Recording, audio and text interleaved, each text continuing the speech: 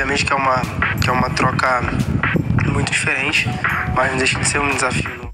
এবারে কোপা আমেরিকায় Brazil group পর্বে 3টি ম্যাচ খেলেছে, যেখানে 2টি ড্র করেছে, একটি ম্যাচ জয়লাভ করতে পেরেছে। এর পরবর্তীতে উরুগুয়ের বিপক্ষে কোয়ার্টার ফাইনাল ম্যাচে মুখোমুখি হয়েছিল ব্রাজিল।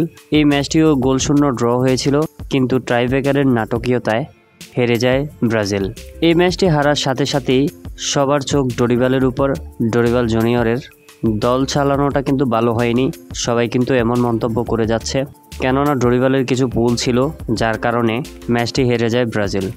এবার কোচের বিষয় নিয়ে কথা বলেছেন ব্রাজিলের প্রাণভোমরা নেইমার জুনিয়র। নেইমার জুনিয়র বলেন, আমি মনে করি আমাদের কিছুটা ভুল হয়েছে। যেমন কোচের সবচেয়ে বড় ভুল ছিল যখন একজন লাল কার্ড খেয়ে উঠে যায়, তখন তাদের 10 জন প্লেয়ার ছিল, তখন আমাদের উচিত ছিল বরাবরই আক্রমণে যাওয়া, কিন্তু কোচ সেটা করেনি, বরং প্লেয়াররা দেখতেছিলাম ব্যাক পাস দিচ্ছিল। এই বিষয়টি আমার কাছে দৃষ্টিকটু লেগেছে। আমার মনে হয় আমরা এখানেই হেরে গেছি, এমন কথাই বলেছেন নেইমার জুনিয়র। তিনি বলেন, এমন কোচ থাকলে কখনোই জেতা সম্ভব না। তো ভিউয়ার, নেইমারের সাথে কি আপনি একমত? অবশ্যই কমেন্ট করে জানাবেন। ধন্যবাদ।